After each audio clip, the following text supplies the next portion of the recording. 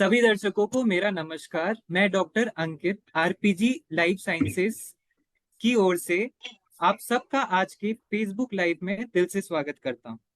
आज हम एक बहुत ही आम लेकिन गलत समझे जाने वाली बीमारी रूमेटाइड अर्थराइटिस के बारे में बात करेंगे। आज हम मिथ्स भी तोड़ेंगे और फैक्ट्स भी जानेंगे ताकि हम कंफ्यूजन हमेशा के लिए खत्म हो जाए।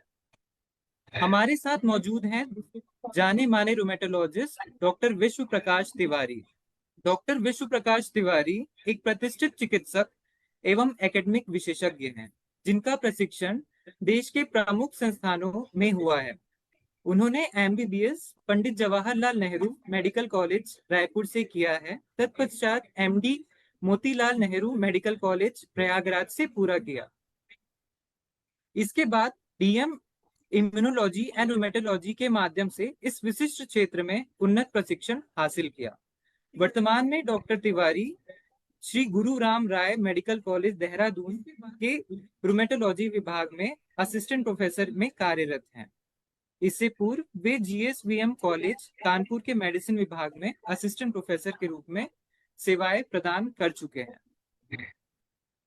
उनका प्रमुख विशेषज्ञता एवं शोध रुचि रूमेटाइड अर्थराइटिस तथा सिस्टमिक लूपस एरिथमेटस में केंद्रित है।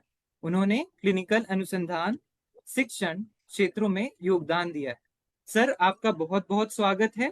नमस्कार। एक बार फिर मैं दर्शकों से अनुरोध करूंगा कि आप अपने क्वेश्चंस कमेंट बॉक्स के थ्रू हमसे शेयर कर सकते हैं। तो चलिए आज का यह कार्यक्रम शुरू करते हैं। तो आपके से मेरा पहला सवाल रहेगा सर, आपके क्लिनिक में सबसे ज्यादा कौन से गठिया देखे जाते हैं? डॉक्टर अंकित, एक्चुअली हमारे क्लिनिक में सबसे ज्यादा जो गठिया देखा जाता है वो ऑस्टियोआर्थराइटिस या उम्र दराज लोगों में जो डीजनरेशन या उम्र के कारण जो जोड़ों में घिसाव होता है उसका देखा जाता है। परंतु जो प्योर इंफ्लामेटरी या जिसे आम भाषा में जो वात बोलते हैं या गठिया बोलते हैं, उसमें रूमेटाइड आर्थराइटिस ही प्रमुखता से देखा जाता है। रूमेटाइड आर्थराइटिस, इसके अलावा सोरियाटिक आर्थराइटिस, अन्य प्रकार के, परंतु ऑस्टियो आर्थराइटिस या उम्र दराज गठिया के बाद रूमेटाइड आर्थराइटिस मोस्ट कॉमन है जो हम देखते हैं। सर, मेरा दूसरा सवाल रहेगा, आप सूजन वाला गठिया और गैर सूजन वाला गठिया जो होता है उसमें कैसे डिफरेंशिएट करते हैं? एक्चुअल में डॉक्टर अंकित, ये बहुत इंपॉर्टेंट क्वेश्चन है। यहीं से पेशेंट को समझ में आता है या इवन जो प्रैक्टिसिंग डॉक्टर है उनको भी समझ में आएगा कि कब हम इसे इन्फ्लामेटरी आर्थराइटिस, कब हम इसे नॉन इन्फ्लामेटरी आर्थराइटिस में कंसीडर करें। इन्फ्लामेशन मतलब ज्वलनशीलता। ज्वलनशीलता मतलब जब आपकी प्रतिरोधक क्षमता आप ही की बॉडी के खिलाफ काम करना चालू करती है या प्रतिकूलता पैदा करती है। तो जैसे चोट में सूजन हो जाती है, वैसे ही बिना चोट के हमारे जोड़ों में सूजन आना चालू हो जाती है। तो इसको हम इन्फ्लामेटरी आर्थराइटिस कहते हैं, दैट इज नंबर वन। लेकिन इसमें और मैकेनिकल आर्थराइटिस में बहुत बेसिक डिफरेंस ये है कि जब आप लंबे समय तक सो के या बिना काम किए बैठे हुए हैं, जिस समय सामान्यतः दर्द नहीं होना चाहिए। मैकेनिकल पेन क्या होता है? जब आप काम करेंगे, थकेंगे, दर्द या थकावट होगी। यहाँ जब आप जॉइंट का यूज नहीं करेंगे, सुबह सुबह उठेंगे, आपके जोड़ों में सूजन है, रेडनेस है, थोड़ा गर्म सा एहसास हो रहा है, पूरी मुट्ठी नहीं बंध पा रही है, या फिर वो इफेक्टेड जॉइंट मूव नहीं कर रहा है। लेकिन आपने जैसे ही थोड़ा बहुत डे टू डे एक्टिविटी चालू की, आपका ये इन्फ्लामेशन डाउन होने लगा या तुलनात्मक दर्द कम होने लगा। इसे सूजन वाला गठिया या इन्फ्लामेटरी आर्थराइटिस कहते हैं। Yes sir. सर, क्या किसी व्यक्ति को एक ही समय में एक से ज्यादा गठिया हो सकता है सर? हाँ बिल्कुल। हाँ बिल्कुल। जो सबसे कॉमन सिनेरियो वो मैं आपको बताता हूँ। क्या होता है, जैसे ओल्ड एज है आपकी, तो ऑस्टियोआर्थराइटिस घुटने का हो गया हमको या अंगूठे का हो गया इस हिस्से का, लेकिन उसी समय हमको इन्फ्लामेटरी आर्थराइटिस मान के चलते हैं, जो कि आज का सेशन रूमेटाइड आर्थराइटिस में।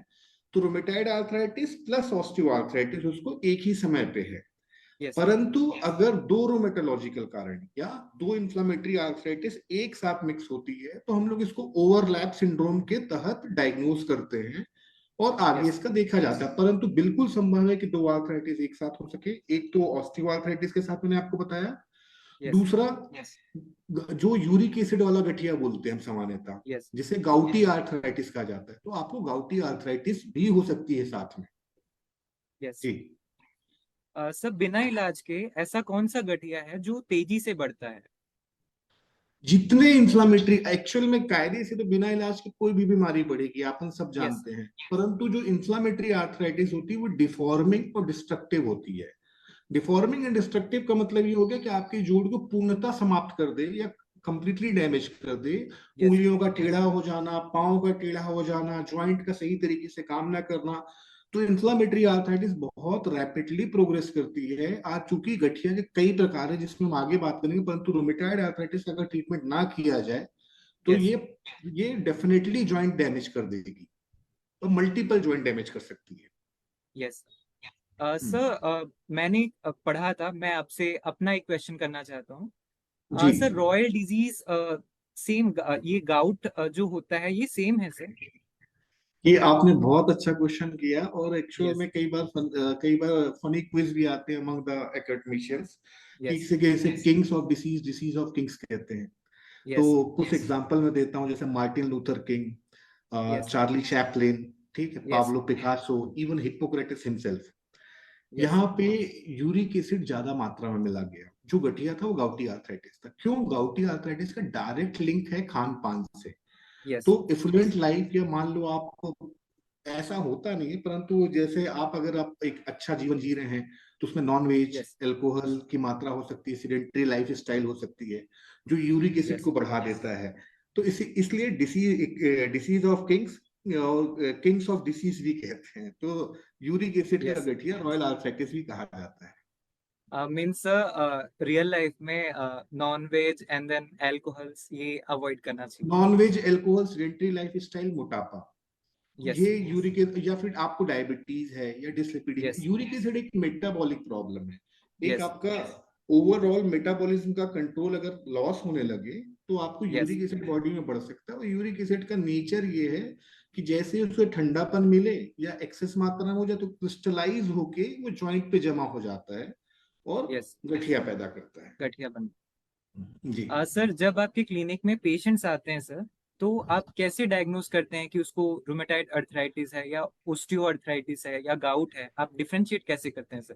That is very good question. केवल यस। हमारे दर्शकों को ही नहीं, कुछ हमारे मेडिकल लाइन से जुड़े लोग भी होंगे, डॉक्टर्स भी यस। होंगे, उनको भी मदद आएगी।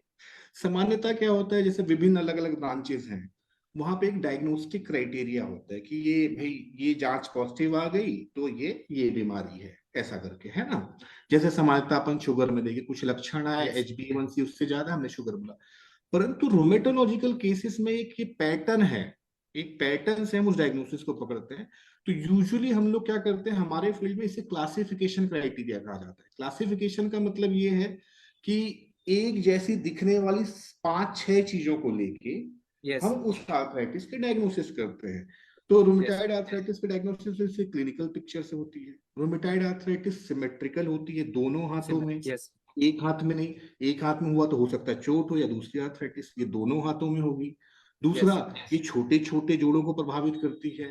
तो यस। सामान्य भाषा में बोलूं तो सुबह सुबह अगर आपको मुट्ठी बांधने में दिक्कत हो रही है, फिस्ट बनाने में दिक्कत हो रही है, तो आपके स्मॉल जॉइंट इन्वॉल्व हो गए। फिर यस। कुछ कई सालों के हमारे डॉक्टरों की मेहनत की वजह से कुछ लैब इन्वेस्टिगेशन है जो हमको सपोर्ट करते हैं इसमें, जैसे यस। NTCCP और रोमेटाइड फैक्टर हो गए। तो यस। और कितने ड्यूरेशन से है, उम्र क्या है व्यक्ति की, पैटर्न क्या है जॉइंट का। तो एक ऐसा समझा जा सकता है, एक सिमेट्रिकल या दोनों तरफ की आर्थराइटिस जो छोटे जोड़ों को इन्वॉल्व करेगी ही, हो सकता है रिपोर्ट, ब्लड रिपोर्ट पॉजिटिव हो या ना हो। मैं इसलिए यस। बोल रहा हूँ कि कई बार ब्लड रिपोर्ट नेगेटिव होने से इसका मतलब ये नहीं कि आपको रोमेटाइड आर्थराइटिस नहीं है, वो आपका क्लिनिकल पैटर्न बताएगा कि किस यस। तरीके से। ये पूरी कहानी जब बैठ के पेशेंट के साथ हम देखते हैं तो कहानी का कंक्लूजन निकलता है, हाँ इसका सार रोमेटाइड आर्थराइटिस था।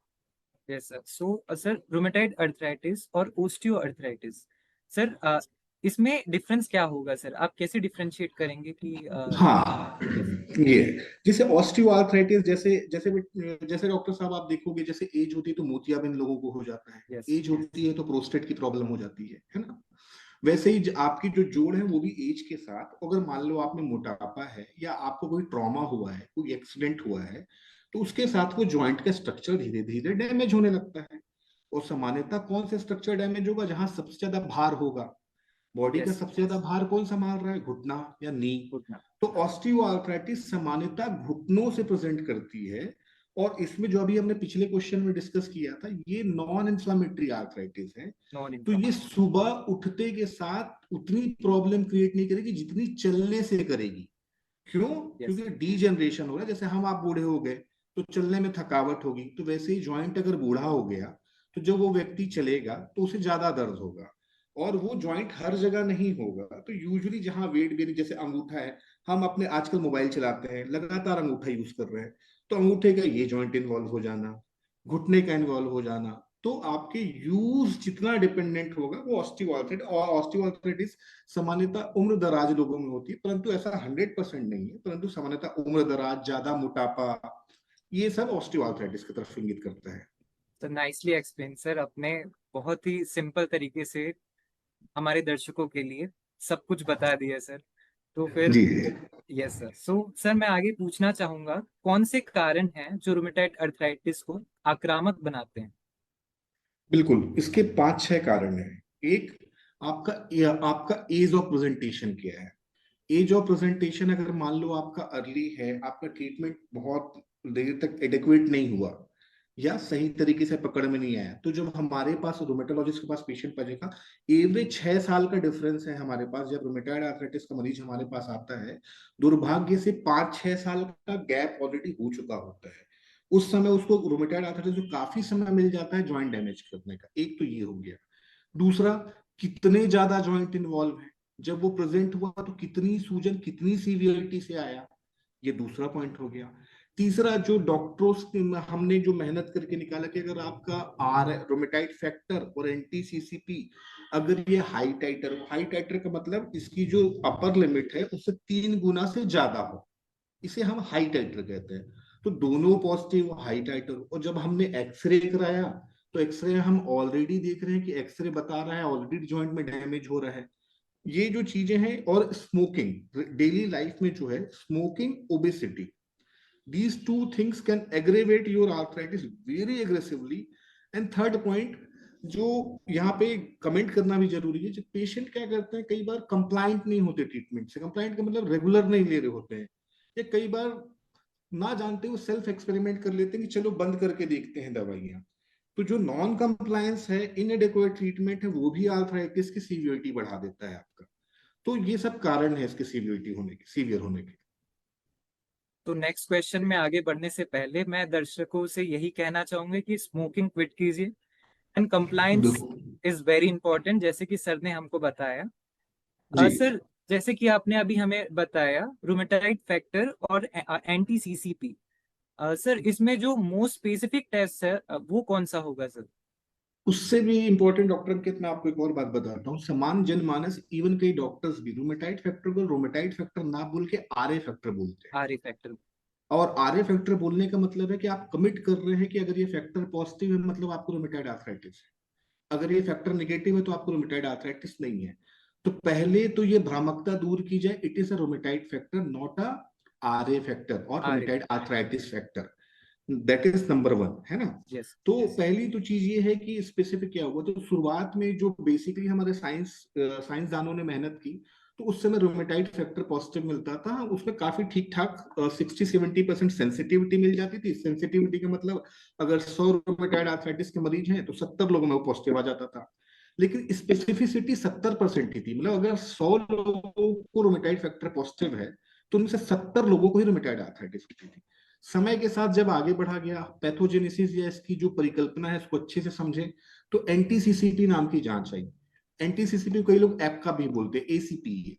तो एंटीसीसीपी की जो सेंसिटिविटी है वो और स्पेसिफिसिटी वो 90% तक पहुंच गई, मतलब 70 से 80% सेंसिटिविटी है, परंतु स्पेसिफिसिटी 90%। स्पेसिफिसिटी 90% मतलब सही बैकग्राउंड के पिक्चर में एंटीसीसीपी पॉजिटिव अगर मिला तो 90% वो रोमेटाइड आर्थराइटिस है। तो इन दोनों टेस्ट में anti CCP is better test than the rheumatoid factor, that is one. Second yes. Thing, rheumatoid factor can be positive in other conditions also. जैसे हम में से कई लोगों को फाइब्रोमाइल्जिया, थकावट होती है, तो लो टाइटर में रोमेटाइड फैक्टर पॉजिटिव आ जाते हैं। अगर मान लो आपको इन्फेक्शन वगैरह है, इसका मतलब ये नहीं कि आपको rheumatoid arthritis, that is one. दूसरा, फुल फ्रैंक आर्थराइटिस है और रोमेटाइड फैक्टर पॉजिटिव है, तो आपको अलग प्रकार का गठिया हो सकता है, जिसे जॉगरन, एमसीटीडी, मिक्स क्रायोग्लोबिनीमिया, मतलब एक ऐसा और एग्रेसिव आर्थराइटिस हो सकती है। तो रोमेटाइड फैक्टर आप बिना सलाह लिए अपने आप को सेल्फ डायग्नोस ना करें कि ये रोमेटाइड आर्थराइटिस है, हो सकता है ना हो, वो हो सकता है उससे भी ज्यादा खतरनाक कंडीशन। तो एक message Ankit again, yes it's a rheumatoid factor, it's not a RA factor. It's I not just a want R A you factor. हाँ yes sir, it's rheumatoid factor. हाँ सर, जैसे कि डायबिटीज के लिए HbA1c देखते हैं एंड देन फास्टिंग ग्लूकोज होता है। जी। सर, वैसा ही रूमेटाइड अर्थराइटिस के लिए आप कैसे चेक करते हैं कि रूमेटाइड अर्थराइटिस नियंत्रण में है? ये जो सवाल है ये अगेन बहुत अच्छा है, कई सालों तक रोमेटोलॉजिस्ट को परेशान भी करता रहा, यस। क्योंकि हमारे पास एक सीधा सा सॉल्यूशन था कि बीपी है तो बीपी चेक कर लो, कंट्रोल है कि नहीं, शुगर है तो यस। शुगर देख लो यस। विभिन्न मात्रा से।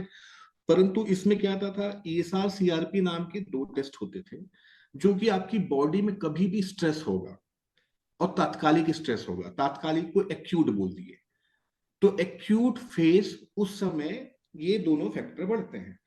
तो हम लोग पहले क्या करते थे, शुरुआत में ईएसआर सीआरपी को इंपॉर्टेंट मानते थे, लेकिन ईएसआर सीआरपी इन्फेक्शन में भी बढ़ सकता है, कई चीजों में बढ़ सकता, हो सकता है रोमेटॉइड आर्थराइटिस में ना भी बढ़े।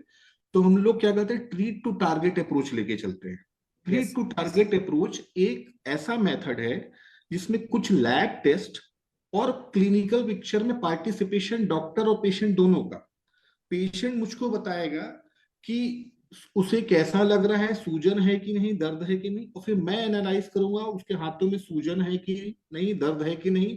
एक लैब ले लूंगा मैं, ईएसआर सीआरपी, कभी कभी दोनों, और दोनों में हमारे जो बायोस्टैटिशियन है उन्होंने कैलकुलेट करके कुछ नंबर दिए हैं हमें, तो हम उन नंबर को अप्रोच करने की कोशिश करते हैं।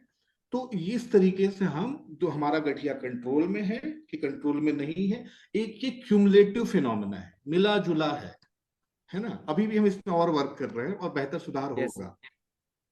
सर, जैसे कि आपने सिम्टम्स, बीमारी और उसकी जांच के बारे में बताया सर, तो हम्म डेफिनेटली हम अभी ट्रीटमेंट के बारे में जानना चाहेंगे। सर, हम्म तो आप सबसे पहले रूमेटाइड अर्थराइटिस पेशेंट जब आपके क्लिनिक में आते हैं सर, तो आप फर्स्ट लाइन क्या प्रेस्क्राइब करते हैं? हाँ, तो डॉक्टर अंकित यहाँ पे दो चीजें हैं ना, ये यस। दो चीजें इस तरीके से समझिए, जैसे एक घर में आग लगी है और आग इस वजह से लगी है कि स्विच खराब था। यस। तो पहला स्टेप क्या है, आप आग बुझाएंगे। अगला स्टेप क्या है, स्विच बंद करेंगे या ठीक स्विच बंद करेंगे। कर। करेक्ट ना। तो करेक्ट। एक तो हमारा बीइंग अ डॉक्टर, हमारा और पेशेंट हमारे पास क्यों आया है, पेशेंट ये बोलते नहीं है हमें को रोमेटॉइड आर्थराइटिस, पेशेंट पेन और डिफिकल्टीज में आया है। तो यस। फर्स्ट मेरा एम है उसका पेन कंट्रोल करो, मतलब आग बुझाओ। और उस आग को बुझाने के लिए या तो शॉर्ट टर्म स्टेरॉइड यूज किया जाता है, या तो थोड़ा बहुत पेन किलर यूज कर सकते हैं। फिर हम स्विच बंद करते हैं, मतलब अल्टीमेटली जो आर्थराइटिस की शुरुआत जहां से आग लगी उस आग को बंद किए। तो इस बीमारी को हिंदी भाषा में अपन बोलेंगे वह दवाइयां जो गठिया प्रतिरोधक हो, या फिर डिमार्ड्स। डिमार्ड्स का फुल फॉर्म होता है डिसीज, मतलब आपकी बीमारी, मॉडिफाइंग, मतलब हम क्योर नहीं कर पा रहे हैं पर हम मॉडिफाई कर रहे हैं, एंटी रूमेटिक ड्रग्स। तो disease modifying anti rheumatic drugs और ब्रिजिंग थेरेपी। ब्रिजिंग थेरेपी मतलब जब तक आग नहीं बुझ जाती, यूजुअली 1.5 से 2 महीना या 3 महीना मैक्सिमम, उस बीच में दर्द निवारक गोलियां, और इन 2-3 महीने में हमारी डिमांड्स काम करना चालू करती हैं। तो वो होती हैं, जैसे आप डिमांड्स के बारे में आप डॉक्टर हैं, आपने से डिटेल में पूछेंगे ही आगे। तो डिमांड्स होते हैं और यस। तत्कालिक तत्कालिक दर्द का या सिम्टम्स का आराम। और केवल दर्द का नहीं, पेन किलर आपका दर्द हटा देगा, परंतु पेशेंट को भूख नहीं लग रही होती है, फीवर आ रहा होता है, थकावट बहुत लेवल पे होती है, तो हमारा टारगेट है इन्फ्लामेशन को होलसोल डाउन करना। तो अप्रोच अलग होती है हमारी।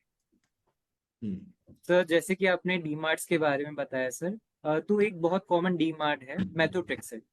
Very sir, good. आप उसके बारे में कुछ हमारे दर्शकों को बताएंगे? पहली बात तो, ये मेथोट्रेक्सेट एक एंकर मेडिसिन है रोमेटॉइड आर्थराइटिस की, एंकर मेडिसिन, इसके एंकर। इर्द गिर्द ही। लेकिन एक और चीज, मतलब लाइटर नोट में नहीं, हम सबको पता भी होना चाहिए बीइंग अ डॉक्टर, मीथोट्रेक्सेट की डिस्कवरी हमारे Indian doctor doctor Yellapragada Subbarao ने की थी। That's very interesting sir. Doctor Yellapragada Subbarao जो थे, वो भारत छोड़ो आंदोलन, क्विट इंडिया आंदोलन में भी इन्वॉल्व थे, वो हमारे फ्रीडम फाइटर भी थे, और वो उन्होंने ये दवाई भी बनाई थी। तो मीथोट्रेक्सेट जो है वो एक एंकर मेडिसिन है। और मीथोट्रेक्सेट को क्या होता है, ये सबसे पहली मेडिसिन है। और मीथोट्रेक्सेट के बारे में भ्रामकता क्या है, जब आप गूगल करेंगे, हमारे कई पेशेंट करने लगते हैं, तो उनको लगता है it is only anti cancer drug, कि यस, भाई कैंसर में दी जाती है। तो कैंसर में। हर किसी को डर लगेगा कि मेरे गठिया है, मेरे को मेरा डॉक्टर कैंसर की दवाई दे रहा है। नहीं, सच्चाई ये है, कैंसर में जो उसका डोजिंग है, वो डोजिंग बहुत ज्यादा और बहुत अलग होता है। और जो हम डोजिंग दे रहे हैं, वो उसके मात्रा में नमक बराबर या कुछ भी नहीं होता। परंतु ये दवाई अब तो हम लोग 1980 से इसका यूज कर रहे हैं। और 70 से सोरियाटिक आर्थराइटिस में it's more than 50, around more than 50 years, it's a quite safe drug in rheumatoid arthritis. Yes sir, इस रूमेटाइड अर्थराइटिस में मेथोट्रेक्सेट लेते हुए ऐसी कौन सी अ, मतलब पेशेंट्स को कोई परहेज या फिर कुछ रखने की जरूरत होती है? बिल्कुल, ये बहुत ही अच्छा सवाल है अंकित, बहुत ही ज्यादा अच्छा सवाल है। क्योंकि मीथोट्रेक्सेट के बारे में पहले तो एक बता रहा हूँ। जैसे हम लोग जो देते हैं वो हफ्ते में एक बार देते हैं विभिन्न डोजों में। तो अगर आपने धोखे से हफ्ते में इसे कई दिन ले लिया, तो आपको मुंह में छाले पड़ना, ब्लड कम होना, लीवर का डैमेज होना स्टार्ट होना हो जाता है। तो पहली चीज बहुत इंपॉर्टेंट है कि हफ्ते में एक बार दी जाती है। और जिस डोज में बोली गई हो उस डोज में दिया जाए। तो ये केवल मैं अपने डॉक्टर साथी पेशेंट्स को नहीं बोल रहा, फार्मासिस्ट को भी बोल रहा हूँ। जो दवाई दे रहा है उसको इस बात का ध्यान रखना है कि वो 30 गोली तो नहीं दिया है। अगर दिया है तो किस बेसिस पे दिया है। मीन्स कहीं पे मरीज धोखे से वो गोली रोज तो नहीं खा रहा, that is number one. Yes, number two, आजकल न्यूक्लियर फैमिली हो रही है। पहले फैमिली में सब होते थे, अब ओल्ड एज का पेशेंट है, दोनों मियाँ बीवी हस्बैंड वाइफ ओल्ड हैं। किसी को रोमेटाइड आर्थराइटिस है, किसी को एल्जाइमर हो रहा है, पार्किंसन हो रहा है, डिमेंशिया हो रहा है, कहीं वो धोखे से ज्यादा ना खा ले। तो फर्स्ट मोस्ट इंपॉर्टेंट थिंग, ये हफ्ते में एक ही बार ली जाती है, नंबर वन। नंबर टू, इसके साइड इफेक्ट ब्लड पैरामीटर को कम कर सकते हैं और लीवर को डैमेज कर सकते हैं। तो एल्कोहल बिल्कुल नहीं। नंबर थ्री, फैटी लीवर तो नहीं हो रहा है, अगर हो रहा है तो किस लेवल पे हो रहा है और सलाह करके बताया जाए। ये तो तीसरे नंबर की बात। और दूसरा, जो हम बेसिक जांच कराते हैं, क्योंकि पेशेंट्स इंडिया में कई पुअर भी होते हैं, उनको लगता है इतनी मेहनत करके इतने खर्च करके हमारा डायग्नोसिस बना है, अब हर महीने डॉक्टर साहब 3 महीनों तक क्यों जांच करा रहे हैं। वो 3 महीने तक हम जांच इसलिए करा रहे हैं कि मीथोट्रेक्सेट आपकी बॉडी में सही तरीके से सेट हो जाए बिना साइड इफेक्ट किए। तो हम सीबीसी, एलएफटी, ये सब की जांचें कराते हैं। तो मीथोट्रेक्सेट के बारे में ये मैंने आपको, अगर आपको मुंह में छाले पड़ रहे हैं तो बिल्कुल यस, मिलना पड़ेगा। और इसके प्रिवेंशन के लिए यूजुअली प्रैक्टिकल लाइफ में ज्यादा होता नहीं अगर सही तरीके से लो, क्योंकि फॉलिक एसिड नाम की जो दवा है, जो एक यस, मल्टीविटामिन है, वो हम इसको देते हैं तो इसके साइड इफेक्ट मिटिगेट हो जाते हैं, कंप्लीट कंट्रोल होते हैं। तो this is about methotrexate. Yes. Sir, जैसे कि आपने बताया folic acid, sir folic acid और मेथोट्रेक्सेट, मैंने सुना था कि फॉलिक एसिड 7 डेज में कुछ मीन 6 डेज लेना पड़ता है, and then methotrexate 7th day, ऐसा कुछ होता है। सर, ऐसा क्यों होता है? एक्चुअल में जो मैकेनिज्म ऑफ एक्शन है, जो येलाप्रगड़ा यस, सुब्बाराव ने बनाया, हमारे डॉक्टर साहब ने, उन्होंने देखा कि जो अल्टीमेटली जो फाइनल सेल डिवीजन है, वो यस, डिपेंड करता है समहाउ कहीं मीथोट्रेक्सेट पे, यस, सॉरी फॉलिक एसिड पे। फॉलिक तो एसिड। उन्होंने बोला कि फॉलिक एसिड का एंटागोनिस्ट अगर मैं बना दूं, तो वो रैपिडली डिवाइड होने वाली कैंसर की सेल या रूमेटॉइड आर्थराइटिस ये सब करने वाली सेल कंट्रोल हो जाए। तो मीथोट्रेक्सेट इज अ फॉलेट एंटागोनिस्ट, या फॉलिक एसिड के विपरीत कार्य करता है। तो हफ्ते में हमने एक दिन मीथोट्रेक्सेट दिया, उसको काम करने दिया। और बाकी 6 दिन, या कुछ डॉक्टर 2 दिन, या कुछ डॉक्टर 3 दिन, मतलब आपको फॉलिक एसिड प्रतिदिन नहीं चलेगी। जैसे प्रतिदिन मेरी नहीं अपनी चाहिए। प्रैक्टिस में बता रहा हूँ, मैं यस, 6 दिन देता हूँ। और फॉलिट्रेक्स को मैं हफ्ते में एक ही दिन देता हूँ। और वो तो नहीं बोलना चाहता, परंतु मैं अपने पेशेंट को, जैसे फॉलिट्रेक्स और फॉलिक एसिड में सब में एफएफ आता है, यस, इसलिए मैं प्रिस्क्राइब क्या करता हूँ, फॉलिट्रेक्स बस तुम फ्राइडे खाना, फॉलवाइट फ्राइडे छोड़ के सब दिन खाना। तो it is yes, easier way to convey. और उससे दिन भी फिक्स हो जाता है कि वो फ्राइडे वाली गोली किसी और दिन तो नहीं खाई आपने, यस। हो जाता है जी। सर, तो दूसरा मैं मेडिसिन के बारे में बात करना चाहूंगा, वो है स्टेरॉइड्स सर। सर, जैसे कि हाँ। आपने, यस सर, पहले बताया स्टेरॉइड्स आप इन्फ्लामेशन के लिए देते हैं, जी लेकिन जी। स्टेरॉइड ऐसा है कि जिससे एक भ्रम फैला हुआ है सर कि स्टेरॉइड से बहुत साइड इफेक्ट्स होते हैं। तो सर आप हमारे दर्शकों को स्टेरॉइड्स के बारे में प्लीज बताइए सर। यार देखिए, अंकित, आपने भी प्री मेडिकल टेस्ट दिया, हमने भी यस। दिया, कई लोग जीके के एग्जाम देते हैं, है ना? यस। तो और हम 10th क्लास से जीके का पॉपुलर क्वेश्चन आता है, which is life saving hormone. Yes. एक सवाल आता है, लाइफ सेविंग हार्मोन किसे कहा जाता है? आंसर होता है कॉर्टिकोस्टेरॉइड। यस। तो steroid is not bad, the way बंदर के हाथ में नगीना नहीं लगना चाहिए। तो जो स्टीरॉइड है उसका यूज जुडिशियली, और हम उसका यूज, स्टीरॉइड देने का मतलब पेन किलर नहीं है। यस। स्टीरॉइड से हम वो पूरा इन्फ्लामेशन उसका सप्रेस कर देते हैं। यस। कब तक के लिए? जब तक कि डिमार्ड्स या मीथोट्रेक्सेट काम ना करने लगे, फिर उसे यस। बंद कर देते हैं और मरीज के डोज के आधार पे देते हैं। तो स्टीरॉइड के बहुत साइड इफेक्ट भी हैं, परंतु बिलीव करें, स्टीरॉइड सही जगह पे लाइफ सेविंग भी होती है और होती यस। ही है। तो स्टीरॉइड का क्या है, मिस यूज रॉन्ग है, परंतु यस। जुडिशियल यूज जो है वो एक मिराकल है। और एक और लाइटर नोट में बता दूं, 1948 में डॉक्टर हेंच, ये जो थे फिलिप हेंच, और 3 टाइम यस। साइंटिस्ट मिलते, इन्होंने नोबेल प्राइज पाई है। वर्ल्ड का फास्टेस्ट नोबेल प्राइज है, जो विद इन 3 मंथ फास्टेस्ट। में मिला था after the yes. Discovery. So please don't blame steroid directly in that way. तो स्टीरॉइड का यस। जुडिशियल यूज और सही यूज करें। सर मैं इसके बाद पूछना चाहूंगा सर, जैसे कि हमारे पेशेंट्स होते हैं, कुछ पेशेंट्स जो है ब्रांडेड मेडिसिन अफोर्ड नहीं कर पाते। तो सर मैं पूछना चाहूंगा कि इनोवेटर और जेनेरिक जो मेथोट्रिक्सेट है या फिर कोई और मेडिसिन है सर, तो इसकी थेरेपेटिक इफेक्ट सेम होंगी सर? नहीं, देखिए, ये देखिए, एक तो जो आप बोल रहे हैं प्राइस और इनोवेटर मेडिसिन का, तो यूजुअली इफिकेसी, अगर एक फार्मा कंपनी ऐसी है जिसको गवर्नमेंट ऑफ इंडिया ने ऑथराइज किया है, तो शायद वो उसकी इफिकेसी और उसमें ना हो। परंतु being a doctor, I yes have sir. Believe in some, it's not about brand, it's not about the money, it's about the yes. Efficacy. So उसमें जो होता है उसमें मतलब टेस्टेड ट्रायल पे ज्यादातर रोमेटोलॉजिस्ट बिलीव करते हैं, और मैं भी करता हूँ। यस। लेकिन इसका मतलब ये नहीं है, क्यों, इस सवाल का जवाब मैं और देना चाहता हूँ। कई गरीब पेशेंट हैं जिनको अपनी government of India Jan Aushadhi केंद्र या विभिन्न माध्यमों यस। से देती, तो वो एक प्रॉपर गवर्नमेंट चैनल से आई हैं, तो यस सर, उसको जन हम, औषधि। यस। हाँ, तो उनको हम दे सकते हैं। It's not like that. और इनोवेटर और जेनरिक मेडिसिन, मतलब it's more about for us ना, बायोलॉजिकल बायोसिमिलर जो रहेगा उस पर ज्यादा मैं बात कर पाऊंगा। ये जो है ना, ये हम, मतलब आप समझ रहे हैं, ये हम जो टेस्टेड ट्रायल मेडिसिन है, हम उस पे ज्यादा बिलीव करते हैं, और थोड़ा सा इफेक्ट समझ में आ जाता है कुछ समय। यस सर, तो आपने मेडिसिन के बारे में तो इतना बता दिया सर, इसके आगे हम जीवन शैली और रोजमर्रा की बातों पे फोकस करेंगे सर। तो इसमें मेरा हम्म पहला क्वेश्चन ये रहेगा, रूमेटॉइड अर्थराइटिस पेशेंट्स जो होते हैं सर, ऐसी कौन सी एक्सरसाइजेस हैं सर जो उनके लिए सेफ होंगी? रेंज ऑफ द मोशन, जब आपका दर्द चला जाता है, क्योंकि मैंने यस। आपको बताया कि एक्सरसाइज जो होती है, वो एक्सरसाइज ना तो आपकी एक्सरसाइज एक तो ब्लड का सर्कुलेशन सही करेगी, तो आपका जो लोकल पेन है, जहाँ पे, मैं जैसे पेशेंट को समझाता हूँ कि this autoimmunity starts from the blood. So यहाँ से जो केमिकल वगैरह होते हैं, वो केमिकल रिलीज होना चालू करते हैं।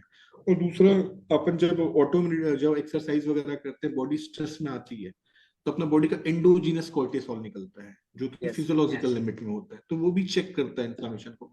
तो रेंज ऑफ द मोशन बहुत स्ट्रेनस नहीं, लेकिन फिर थोड़ा बहुत हम बताते हैं, थोड़ा फिजियोथेरेपी के ऑब्जर्वेशन पे। एक वो, आपको एक्टिव लाइफ स्टाइल लेनी है, आपको ये नहीं सोचना है कि गठिया है तो मैं मतलब नहीं चलूंगा।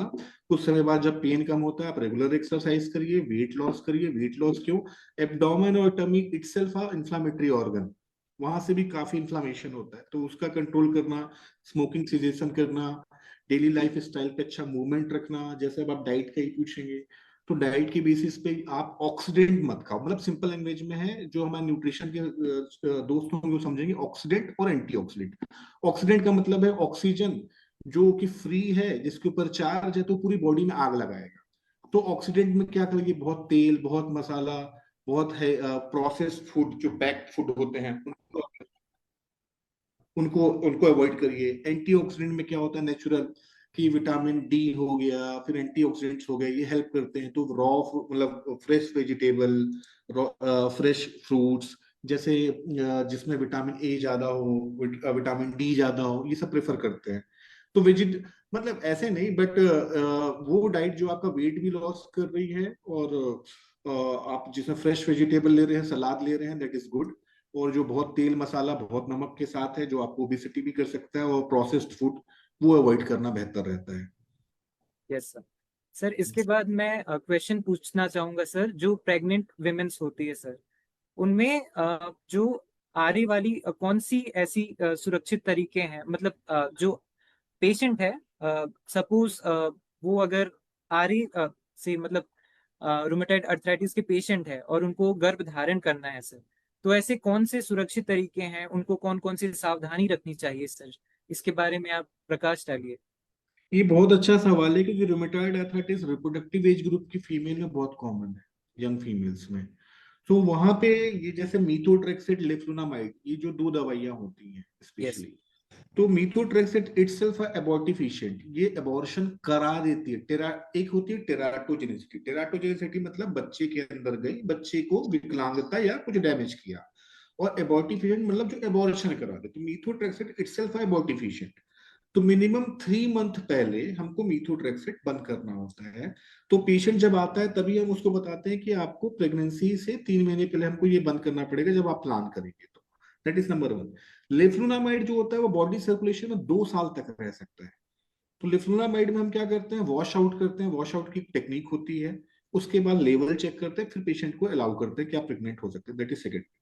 थर्ड थिंग, पहले ये माना जाता था कि रूमेटॉइड आर्थराइटिस प्रेगनेंसी में रिमिशन में आ जाता है। मतलब जब प्रेगनेंसी होती है तो रूमेटॉइड आर्थराइटिस का इफेक्ट कम हो जाता है। परंतु स्टडी से पता चला 30% केसेस में रिमिशन होता है, बाकी सब में नहीं। तो यूजुअली जब रूमेटॉइड आर्थराइटिस अच्छे से कंट्रोल आ जाती है, फिर हम उसको प्रेगनेंसी सेफ मेडिसिन, जिसमें सल्फासेलाजिन, हाइड्रोक्सीक्लोरोक्वीन, ये जो दवाइयां होती है इनके थ्रू, और स्टेरॉइड का जो मिनिमल डोज है less than 30 mg, वहां पे वो वी कैन ट्राई। तो अपन कोशिश करते हैं पहले आर्थराइटिस कंट्रोल हो, फिर प्रेगनेंसी है, फिर प्रेगनेंसी सेफ मेडिसिन हम यूज करें। तो आपने बहुत अच्छे तरीके से सर इस पे जानकारी दी सर। आगे हम जानना चाहेंगे सर कि आर्य का जीवन शैली, जो रूमेटॉइड अर्थराइटिस है सर, वो जीवन शैली को कैसे प्रभावित करता है। इसके और यस बताइए, पूरा कर लीजिए सवाल आप। सर, क्या जल्दी और आक्रामक इलाज से लंबे समय की विकलांगता को रोकी जा सकती है सर। इसे ही हम लोग विंडो ऑफ अपॉर्चुनिटी बोलते हैं। मैंने जैसे आपको शुरुआत में ही बताया कि पेशेंट हमारे पास पहुंचते एवरेज 5 साल का डिले है, हमारे पास यस। आते हैं। तो अगर हम उसको विंडो अपॉर्चुनिटी अर्ली पकड़ लें, तो हम उसको डिसीज को हम उसको कंट्रोल कर सकते हैं, जिससे डैमेज नहीं हो, और जो आर्थराइटिस और कॉम्प्लिकेशन है वो ना होने पाए। जीवन शैली में कैसे प्रभावित करता है, हम और आपको ही अगर दर्द हो तो हमारा वर्क फंक्शन डाउन हो जाएगा, आपका एफिशिएंसी डाउन हो जाएगा, तो एक क्वालिटी ऑफ लाइफ डाउन कर देता है। सेकंड, यंग एज में ज्यादातर होता है, और फीमेल में यंग एज में ज्यादा होता है, सूजन भी आता है। तो आपका सेल्फ कॉन्फिडेंस डाउन होने से आपको डिप्रेशन, एंजाइटी भी साथ में होती है। तीसरा, इन्फ्लामेशन बहुत ज्यादा होने से जो सेक्सुअल फंक्शन होते हैं वो भी डाउन हो जाते हैं आपकी बॉडी के। फोर्थ होता है फटिगेबिलिटी। इतनी ज्यादा फटिगेबिलिटी होती है, और आप साइड में सुनते रहेंगे कि नहीं आपको क्या है, आपको तो कुछ नहीं हुआ। नहीं, ये आपको ओवरऑल आपका मतलब quality of life, fatigability, pain, loss of job, कई स्टडीज तो इस पे हुई है कि economical burden of rheumatoid arthritis क्या है पब्लिक पे। दवाई खरीदने के लिए नहीं, अगर आपने इलाज नहीं किया तो आपका क्या इकोनॉमिकल बर्डन। और कई लोग जॉब नहीं कर पाते, यस। डेली नहीं जा पाते। और ये किसको इफेक्ट कर रहा है डॉक्टर अंकित के, हाथों को। आप टाइप तक नहीं कर पाते, मोबाइल तक नहीं चला पाते उस समय। तो it is very difficult condition to live with. Sir फिर इसी संबंध में मेरा आगे क्वेश्चन रहेगा सर। सपोज फिर भावनात्मक सपोर्ट हम कैसे दे सकते हैं आर्य के पेशेंट। ये इसके लिए तो हम सबको आगे आना होगा। हम सबको यस। आगे आके, जैसे मैं प्रमोट करता हूँ रोमेटाइड आर्थराइटिस हेल्प ग्रुप, कुछ हेल्प ग्रुप्स बनाने पड़ेंगे, क्योंकि हमेशा डॉक्टर से पेशेंट कंफर्टेबल नहीं रहता, या डॉक्टर यस। के जवाब से भी वो नहीं होता। जब वो आपस में भी बात करते हैं, दवाई के बारे, पेशेंट को है अपने हेल्थ की चिंता, फिर एक और डाउट है कि ये ठीक होता है कि नहीं, फिर जॉइंट डैमेज हो रहा है, फिर ये दवाई साइड इफेक्ट करती है कि नहीं। तो होलसोल जो अवेयरनेस है वो हम जैसे जो कर रहे हैं, this is also help group.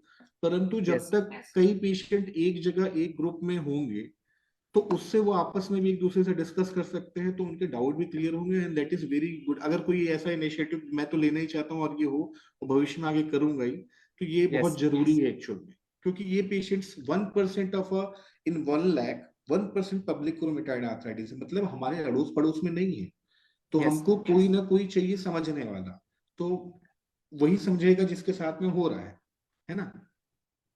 Sir, हमारे दर्शकों से कुछ क्वेश्चंस आए हैं सर, जो मैं जी आपसे पूछना चाहूंगा। जी जी जी बिल्कुल। अ, यहाँ पर पूछ रहे हैं, मुझे अर्थराइटिस है, 6 साल से मेथोट्रेक्सेट चल रहा है, इसका साइड इफेक्ट्स क्या है? जैसे कि आपने पहले बता चुके हैं, फिर से छोटा सा। Yes sir. पहले तो नमस्कार उस पेशेंट को, बहुत अच्छा लगा कि वो की पूरी डिटेल में बताया।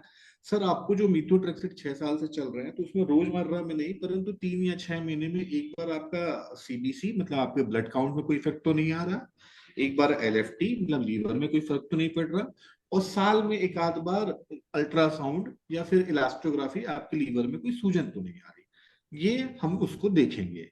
दूसरा चीज, मीथोट्रेक्सेट सर, जो आप पेन किलर बिना मीथोट्रेक्सेट के रुमेटॉइड आर्थराइटिस में जो दर्द की दवाइयां खाई जाती हैं, उससे मीथोट्रेक्सेट बहुत ज्यादा सेफ है। जो स्टेरॉइड लगातार खाई जाती है उससे मीथोट्रेक्सेट बहुत ज्यादा सेफ है। तो मीथोट्रेक्सेट आप एक रुमेटोलॉजिस्ट या एक प्रॉपर डॉक्टर की सलाह में लेंगे, आपको परेशानी नहीं होगी। It's a wonderful drug. Sir, दूसरा क्वेश्चन है पेशेंट की ओर से। ये पूछ रहे हैं, सर हाई यूरिक एसिड रहता है, गोली चल रही है, लेकिन जॉइंट खराब हो रहे हैं, इसका परमानेंट इलाज है क्या? फिर से नमस्कार पेशेंट को। पेशेंट में अब ये जो जो हमारे दर्शक पूछे हैं उनके लिए मैं बताना चाह रहा हूँ। एक तो ये कौन सा गठिया है मैं आपको नहीं बता पा रहा, परंतु अगर ये यूरिक एसिड का गठिया है जिसे गाउटी आर्थराइटिस कहते हैं, तो दवाई के साथ में सर आपको लाइफ स्टाइल मॉडिफिकेशन का बहुत इंपॉर्टेंस है। क्योंकि आपको वो चीजें नहीं खानी जिससे यूरिक एसिड बढ़े, जैसे नॉनवेज, नॉनवेज में भी क्या, जैसे रेड मीट, ठीक, फिर कोल्ड ड्रिंक्स बिल्कुल नहीं, प्रोसेस्ड फूड बिल्कुल नहीं। प्रोसेस्ड फूड जो होता है उसमें खुद ग्वानोसिन होता है जो आगे जाके यूरिक एसिड में कन्वर्ट होता है। तो तो आपका प्रोसेस्ड फूड नहीं, आपको कोल्ड ड्रिंक नहीं, आपको नॉनवेज हो सके तो प्लीज छोड़ दीजिए नॉनवेज। तीसरा चीज है आपको वेजिटेरियन डाइट ज्यादा रखनी है, डेयरी डेयरी प्रोडक्ट्स आपको ज्यादा रखने हैं। आपको अपना वेट लॉस करना है, आपको अपना ब्लड प्रेशर कंट्रोल करना है, अगर आपको डायबिटीज है तो डायबिटीज कंट्रोल करना है। यूरिक एसिड एक ऐसा गठिया है जिसमें कुछ समय के बाद अगर बहुत ज्यादा नहीं है तो आप ही अपना इलाज कर सकते हैं 50 से 60%। धन्यवाद सर। सो हमारा थर्ड क्वेश्चन है सर, दर्शकों की ओर से। अ, यहाँ पूछ रहे हैं, lupus arthritis, how it is different from other arthritis? I think this patient is from some science background. Actually जो लूपस है, it's a very aggressive form of autoimmunity, या फिर मैं वैसा बोलूं तो वन ऑफ द हाईएस्ट, अगर हेरियार्की में करूंगा तो सबसे जो डेंजरस, डेंजरस नहीं बोलना चाहिए परंतु डेंजरस बोलना इट्स रॉन्ग कोनोटेशन की, पेशेंट गलत तरीके से, परंतु रूमेटॉइड आर्थराइटिस आपके मल्टीपल ऑर्गन को अफेक्ट कर सकता है, स्किन से मतलब from to to, from skin to heart to lungs to kidney to blood vessels, everything it can be affected. It's a very different ball game. ये रूमेटॉइड सिस्टेमिक लूपस एरिथ्रोमेटोसिस का आर्थराइटिस बहुत ही डेंजर, मतलब you have to take a consultation. Thank you sir. So fourth question है सर, दर्शकों से, are biologics provide complete cure? No, it's not about complete cure. Please try to understand दर्शक जी, क्योंकि जैसे क्योर किस चीज का होता है, क्योर होता है जैसे आपको इन्फेक्शन हो गया है, संक्रमण, तो हम उसका क्योर कई बार कर पाते हैं। उसमें भी कई संक्रमण है जिसका क्योर नहीं कर पाते, जैसे एचआईवी का क्योर अभी भी हमको खोजना है, हेपेटाइटिस बी का क्योर खोजना है, अभी भी हम हेपेटाइटिस सी क्योर कर सके। आपको कोई फ्रैक्चर है तो एक ऑपरेशन के बाद हो सकता है वो एरिया क्योर हो जाए। सो जो ये डिसीजेस है just such as rheumatoid arthritis, ये डायबिटीज और ब्लड हाइपरटेंशन और हार्ट और किडनी की प्रॉब्लम जैसा है। जो अगर आपको हो गया है तो आप इसको कंट्रोल में कर सकते हैं, विथ टाइम मिनिमल मेडिसिन में कंट्रोल में कर सकते हैं, परंतु आपको ट्रीटमेंट और ऑब्जर्वेशन की जरूरत पड़ेगी। इसमें क्योर नहीं होगा, इसमें कंट्रोल और पूरी तरीके से डिसीज आपके कंट्रोल में आ सकती है, कंट्रोल में हो सकती है, परंतु cure still we are searching. Hope one day मैं आपके पॉडकास्ट में बोल सकूं कि हाँ ऐसा क्योर मिल गया है। Okay sir, so next question है दर्शकों की ओर से। One of my family member has ankylosis arthritis, he is UG, what are the chances of getting it carry to the next generation? 10 to 30% cases में it can carry forward in family. 30% family members को भी ये हो सकता है। तो इसके among the various kind of autoimmune diseases, this ankylosis spondylitis is has a family history, strong family history. Even इसका जो क्लासिफिकेशन क्राइटेरिया है उसमें एक क्राइटेरिया फैमिली हिस्ट्री का भी होता है। तो 10 to 30% हो सकता है, परंतु कुछ डाटा में ही बात कर लेते हैं जिससे पेशेंट को Yes. थोड़ी तो up to 5% of general public has HLA-B27 positivity, up to 5%. Those patients who suffered from ankylosis spondylitis, ankylosis spondylitis में फ्यूज हो जाना, तो उनमें से 90% को HLA-B27 पॉजिटिव हो सकते हैं। परंतु जिनको HLA-B27 फैमिली में है पॉजिटिव, उनमें 10 to 30% में ही होगा। और हो सकता है या बोले कि HLA-B27 अगर आपको पॉजिटिव है तो 10 to 30% चांसेस इज देयर कि आपको एनकाइलोसिस स्पॉन्डिलाइटिस हो सके। ये मैं बताना चाह रहा हूँ। मतलब HLA-B27 पॉजिटिव होना इज नॉट अ कंफर्मेटरी और it's not a and point कि ये होगा ही, परंतु हाँ इसमें 10 to 30% फैमिली हिस्ट्री है। सर नेक्स्ट क्वेश्चन है, what are the chances of my children having rheumatoid arthritis if I have it? If I haven't, have it, yes sir, दर्शक पूछ रहे हैं सर। हाँ नहीं, it's like a random chance. ये Yes. ऐसा ही है जैसे ट्रेन पे एक आदमी बिना टिकट के चढ़ा था और वो पकड़ में आ गया, ऐसे नहीं होगा। फैमिली हिस्ट्री रूमेटॉइड आर्थराइटिस में भी, but it's very less. Yes. So next question is, my mother has rheumatoid arthritis. She is on allopathy medicine. She wants to take Ayurveda medicine too. I don't know what to do. Any suggestion from you, sir? From my side I can tell, जो मेरे side है, I am nobody to comment on any Yes. Alternative medicine और any pathy. What I'm telling कि I know what is happening in allopathy. In allopathy we have control, हमको पता है। Yes. और हमारे पास कई पेशेंट आते हैं जो आयुर्वेद या अल्टरनेटिव मेडिसिन पे है। I am not against anything, I don't know कि वो जो ट्रीटिंग डॉक्टर आयुर्वेदिक डॉक्टर है कि वो प्रैक्टिस कर रहा है कि वो उसमें है, I don't know those things. परंतु कई बार पेशेंट को नुकसान होता है इससे, और क्योंकि आंखें मूंदना सही नहीं है, आंखें Yes. मूंद के ये एक्सेप्ट कर लेना। और दूसरी चीज ये होती है, कई मेडिसिन ऐसी होती हैं सर जो आपके किडनी और लीवर को भी इफेक्ट करती हैं। इवन लीवर जनरल में और किडनी जनरल्स में कई अल्टरनेटिव मेडिसिन में इफेक्ट है। I am not against anything, but I am Yes. Just telling if you want to ask me then मैं आपको मना करूंगा। Yes. हाँ Sir, मैं so the आपको next. योगा, एक जस्ट वर्ड जोड़ना Yes. चाहता हूँ, सॉरी। Yes. Yes. मैं yoga, diet, life style, all these things में मैं आपको हेल्प, मैं आपके साथ हूँ। और अगर आप आयुर्वेदिक मेडिसिन लेना भी चाहे तो उनकी सलाह से, परंतु ये दवाइयां सडनली बंद मत करिए, ये बहुत Yes. डेंजरस हो सकता है। सर आयुर्वेदा और एलोपैथी सर अगर एक साथ लिया जाए तो इसके कोई साइड इफेक्ट नहीं होंगे सर? मैंने आपको वही बोला ना सर कि ये Yes. ऐसा, क्योंकि देखिए बिना साइंटिफिक बैकग्राउंड के कुछ भी बोलना ठीक नहीं है। Yes. और डायरेक्ट ऐसी स्टडीज और एक बंच ऑफ पेशेंट्स में और एक स्टडी ग्रुप प्रॉपर नहीं फॉर्म हुआ है Yes, sir. मैं कुछ बोल सकूं। परंतु मैंने जो बोला, क्योंकि मैं अपना एक्सपीरियंस बस बोल रहा हूँ, Yes. मैंने अपने एक्सपीरियंस में पेशेंट को डिटोरिएट होते देखा है। Yes. And we do have lot of clinical trials and all method that's supporting evidence based medicine, so because yes. Liver जो है ना, because all over your medicine who is the Yes. First gateway, liver is the first gateway. So थोड़ा सा इन चीजों को समझना Yes. जरूरी है। और I don't want to go inside the Yes. Deeper discussion, otherwise it will take a different Yes. Mode. ठीक है, Sir, so पूछिए। the next question is, I'm 67-year-old female. My knee joints are affected now. Doctor telling us to go for knee replacement. We came to know that injection in knee joint can reverse it. Sir, I need your suggestion.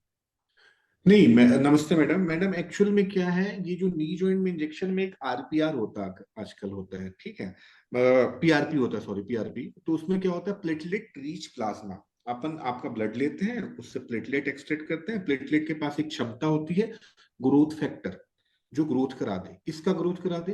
Growth करा दे दो joint के बीच में जो cartilage या cushion होता है उसका growth करा दे।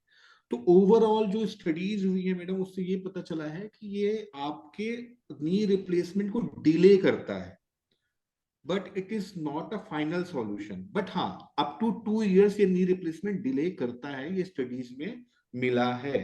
तो अब आप 67 के हो चुके हैं, आपको नी की प्रॉब्लम अगर ज्यादा है तो दो चीजें हैं कि आप या तो डिले करें या फिर जैसे, क्योंकि अगर आप नी रिप्लेसमेंट की बात करेंगे मैडम, तो जैसे जैसे आपकी एज बढ़ेगी this process will become difficult, ये डिफिकल्ट होते जाएगा।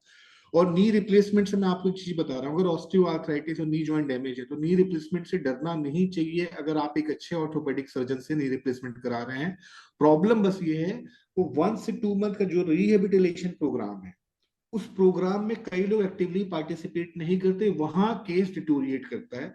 Otherwise definitely I have seen knee replacement के बाद आपकी लाइफ में 30% चेंज आ चुका होगा।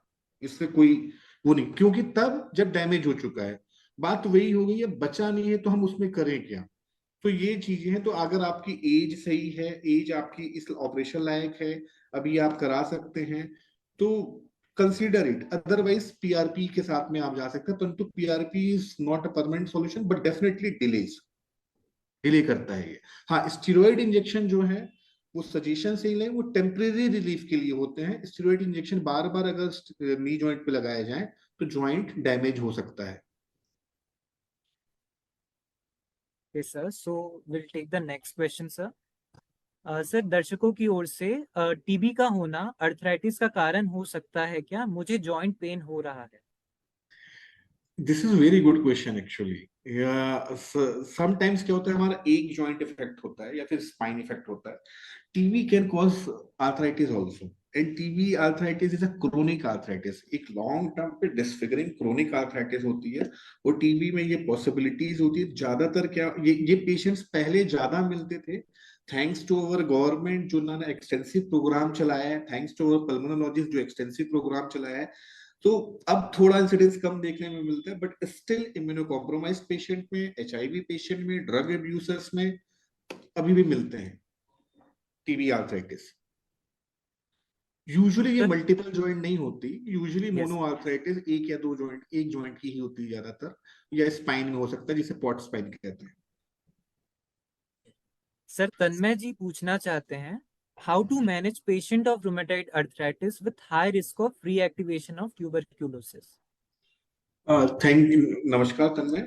ये जो सवाल है, ये सवाल एक्चुअल में प्रैक्टिकली यार हम फेस भी करते हैं डे टू डे पे।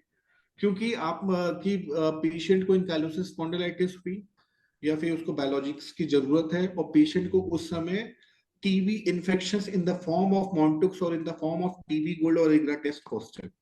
तो उस केस में हम क्या करते हैं, हमारे पल्मोलॉजी फ्रेंड से डिस्कशन करके उसे लेट, क्योंकि हम इम्यूनो सप्रेशन करने जा रहे हैं उसका, तो उसे लेटेंट टीबी मान के कुछ समय के लिए, लेटेंट टीबी का मतलब टीबी हुई नहीं हो सकती है, तो उसका प्रिकॉशनरी कुछ दवाइयां दी जाती। अब तो बहुत अच्छा रेजिम आ गया है गवर्नमेंट ऑफ इंडिया की तरफ से, हफ्ते में एक बार 3 महीने के लिए, मतलब 12 डोज।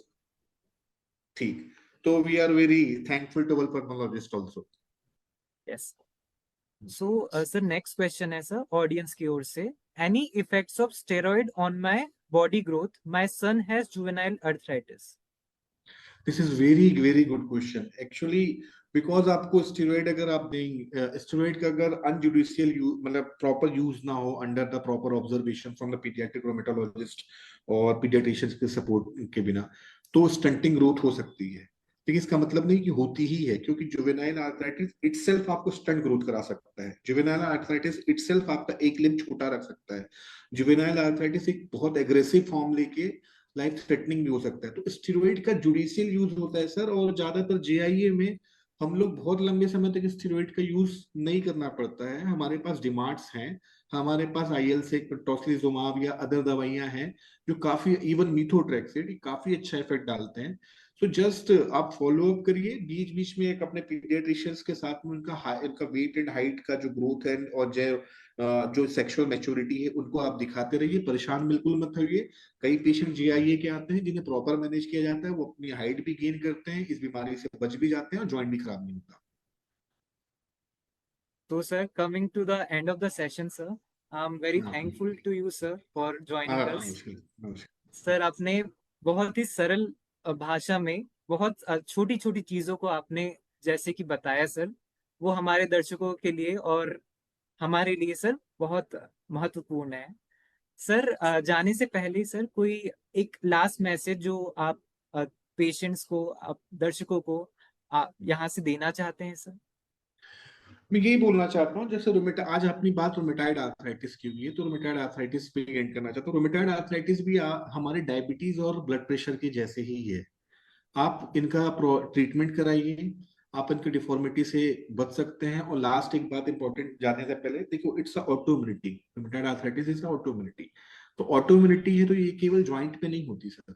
जब आप इसको इग्नोर कर देते हैं तो ये आपके लंग्स को प्रभावित कर सकती है, और जो लंग्स को प्रभावित कर सकती है वो जानलेवा हो सकता है।